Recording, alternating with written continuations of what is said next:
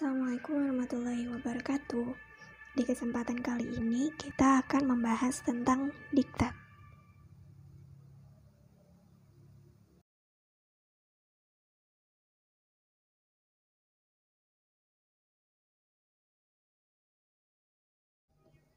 Hal pertama yang akan kita bahas adalah pengertian diktat. Menurut Kamus Besar Indonesia Purwadarminta, diktat adalah pegangan yang dibuat guru berupa kutipan bentuk tulisan atau ketikan. Menurut Juroto, diktat adalah buku pelajaran yang termasuk kelompok karangan ilmiah yang dibuat bukan berdasar hasil penelitian, tetapi materi pelajaran dari suatu ilmu. Diktat biasanya dibuat oleh dosen, guru, atau widya iswara untuk mata diktat tertentu. Nah, bisa jadi dosen atau guru membuat buku pelajaran atau diktat yang diajarkan. Dalam bagian lain, diktat adalah unit terkecil dari suatu mata pelajaran yang dapat berdiri sendiri dan dapat dipergunakan dalam proses belajar mengajar sebagai alat bantu diktat yang disusun secara sistematis dari yang mencakup tujuan dan uraian materi. Dalam membuat diktat, ada beberapa prinsip yang perlu diperhatikan, antara lain prinsip relevansi, konsistensi, dan kecukupan. Nah, prinsip relevansi artinya keterkaitan. Materi yang ditulis hendaknya relevan dengan pencapaian standar kompetensi yang ingin dicapai. Prinsip konsistensi artinya keajekan. Jika kompetensi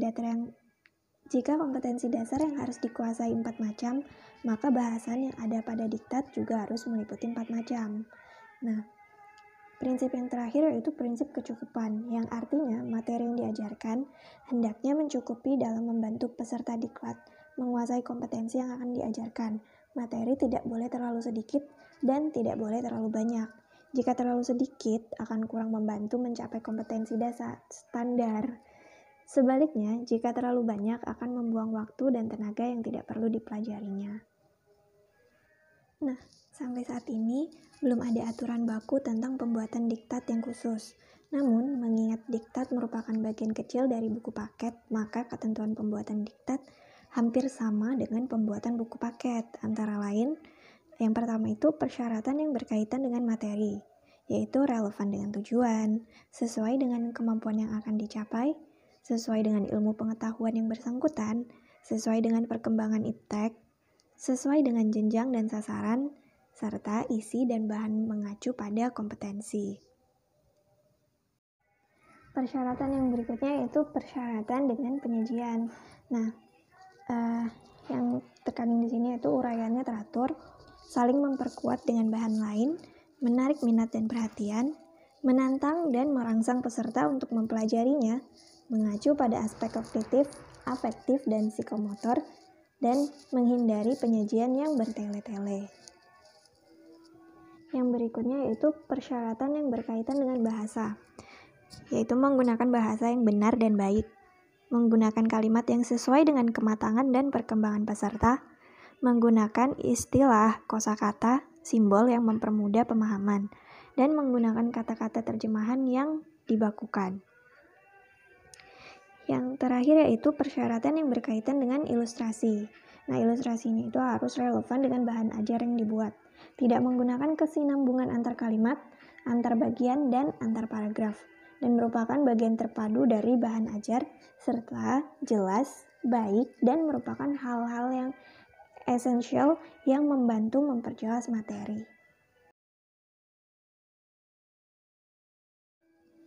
Yang berikutnya yaitu bagian-bagian dari diktat. Nah, diktat ini sama seperti buku yang terdiri dari 3 bagian, yaitu bagian awal, bagian isi, dan bagian akhir. Di bagian awal biasanya berisi halaman cover.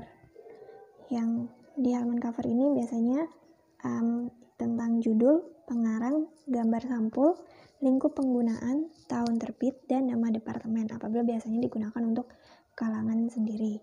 Nah, kemudian ada daftar isi yang memuat judul bab, subbab, dan nomor halaman. Kemudian ada daftar lain seperti daftar gambar, daftar tabel, atau daftar lampiran.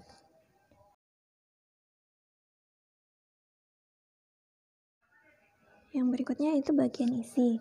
Nah, bagian ini berisi pokok-pokok bahasan yang menjadi inti naskah dan memuat uraian penjelasan, proses operasional atau langkah-langkah kerja dari setiap bab maupun subbab. Nah, demikian paragraf merupakan unit terkecil dari suatu pokok bahasan. Paragraf tersebut harus saling mendukung dan merupakan suatu kesatuan yang koheren. Apabila diperlukan penjelasan dan uraian, dilengkapi dengan tabel, bagan, gambar, dan ilustrasi lain. Di bagian akhir, berisikan lampiran. Bila lampiran lebih dari 1 lembar, harus diberi nomor urut. Kemudian glosarium jika ada kata atau istilah yang menghubungkan dengan uraian diktat sehingga memudahkan pemahaman pembaca. Lalu kepustakaan. Nah, ada beberapa cara menuliskan kepustakaan. Namun biasanya dipilih satu dari sekian cara tersebut. Dengan ketentuan, biasanya digunakan buku acuan yang relevan. Tidak ketinggalan minimal 5 tahun dan disusun sesuai urutan abjad. Yang berikutnya yaitu sistematika penulisan diktat. Nah, penulisan diktat ini hendaknya didahului dengan penyusunan kerangka penulisan. Kerangka penulisan disusun berdasarkan konsep dasar ilmu yang bersangkutan, sesuai dengan tema dan judul yang akan ditulis. Nah, penulis diktat hendaknya berpedoman pada kerangka penulisan yang telah disusun. Oleh karena itu, kerangka harus lengkap dan rinci untuk mempermudah penulisan. Isi naskah terdiri dari bab atau unit. Setiap bab diberi nomor urut dengan angka Romawi dan dilengkapi dengan judul bab. Pecahan bab yang disebut subbab ditulis dengan huruf.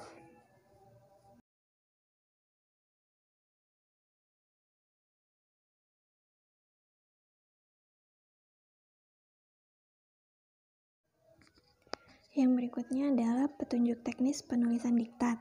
Nah, di sini pertama kita akan membahas tentang hal yang harus diperhatikan dalam menulis diktat. Yang pertama yaitu, berilah jarak 3 spasi antara tabel atau gambar dengan teks sebelum dan sesudahnya. Judul tabel atau gambar diketik pada halaman yang sama dengan tabel atau gambarnya. Nah, penyebutan menggunakan tabel atau gambar. Tepi kanan teks tidak harus rata, oleh karena itu kata pada akhir baris tidak harus dipotong. Jika terpaksa dipotong, tanda hubungnya ditulis setelah huruf akhir, tanpa disisipi spasi, bukan diletakkan di bawahnya. Nah, berikutnya tempatkan nomor halaman di pojok kanan atas pada setiap halaman, kecuali pada halaman pertama setiap bab dan halaman bagian awal. Semua nama pengarang dalam daftar rujukan harus ditulis. Nama awal atau tengah dapat disingkat asalkan dilakukan secara konsisten. Yang berikutnya yaitu hal yang tidak boleh dilakukan. Yang pertama yaitu tidak boleh ada bagian yang kosong pada akhir halaman, kecuali jika halaman tersebut merupakan akhir bab. Tidak boleh memotong tabel atau gambar. Tidak boleh memberi garis vertikal antar kolom pada tabel kecuali terpaksa. Tidak boleh memberi tanda apapun sebagai tanda berakhirnya suatu bab. Tidak boleh menempatkan subjudul dan identitas tabel pada akhir halaman.